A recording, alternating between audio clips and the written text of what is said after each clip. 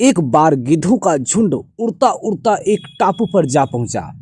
वह टापू समुद्र के बीचों बीच स्थित था। वहां ढेर सारी मछलियां, मेढक और समुद्री जीव थे। इस प्रकार गिद्धों को वहां खाने पीने को कोई कमी नहीं थी।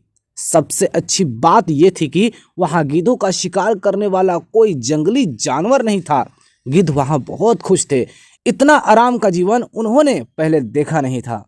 उस झुंड में अधिकांश गिद्ध युवा थे। वे सोचने लगे कि अब जीवन भर इसी टापू पर रहना है, यहां से कहीं नहीं जाना, क्योंकि इतना आरामदायक जीवन कहीं नहीं मिलेगा।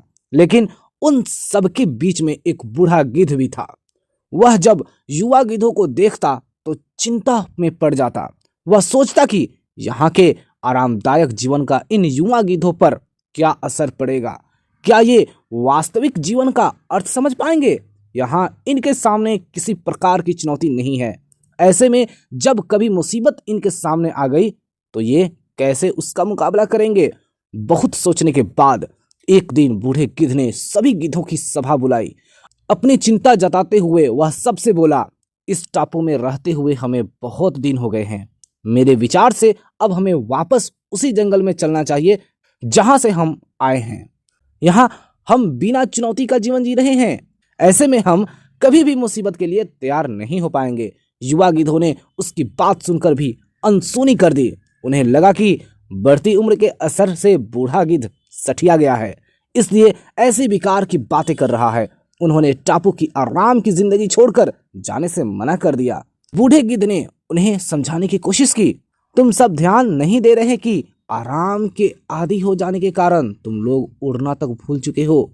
ऐसे में मुसीबत आई तो क्या करोगे? मेरे बात मानो, मेरे साथ चलो। लेकिन किसी ने बूढ़े गिद्ध की बात नहीं मानी। बूढ़ा गिद्ध अकेला ही वहां से चला गया।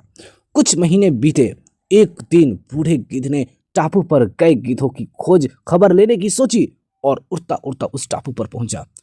टापू पर जाकर उसने देखा कि वहां का नजारा बदला हुआ था। जहां देखो वहां गिद्धों की लाशें पड़ी थी। कई गिद्ध लहूलुहान और घायल पड़े हुए थे। हैरान बूढ़े गिद्ध ने एक घायल गिद्ध से पूछा, ये क्या हो गया? तुम लोगों की ये हालत कैसे हुई?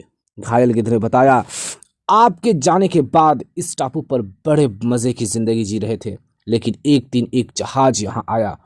उस जहाज से यहाँ चीते छोड़ दिए गए। शुरू में तो उन चीजों ने हमें कुछ नहीं किया, लेकिन कुछ दिनों बाद जब उन्हें आभास हुआ कि हम उड़ना भूल चुके हैं, हमारे पंजे और नाखून इतने कमजोर पड़ गए हैं कि हम तो किसी पर हमला भी नहीं कर सकते और न ही अपना बचाव कर सकते हैं। तो उन्होंने हमें एक एक कर मार कर खाना शुरू कर दिया। उनके ही कारण हमारा ये हाल है। शायद आपकी बात न मानने का ये फल हमें मिला है। तो इस छोटी सी कहानी से हमें ये सीख मिलता है दोस्तों, अक्सर कंफर्ट जोन में जाने के बाद उससे बाहर आ पाना मुश्किल होता है। ऐसे में चुनौतियां आने पर उसका सामना कर पाना आसान नहीं होता। इसलिए कभी भी कंफर्ट जोन में जाकर खुश न हो जाएं। खुद को हमेशा चुनौती देते रहें और मुसीबत के लिए तैयार रहें। जब तक आप चुनौती का सामना करते रहेंगे, आगे बढ़ते रहेंगे। जय हिंद, जय भारत।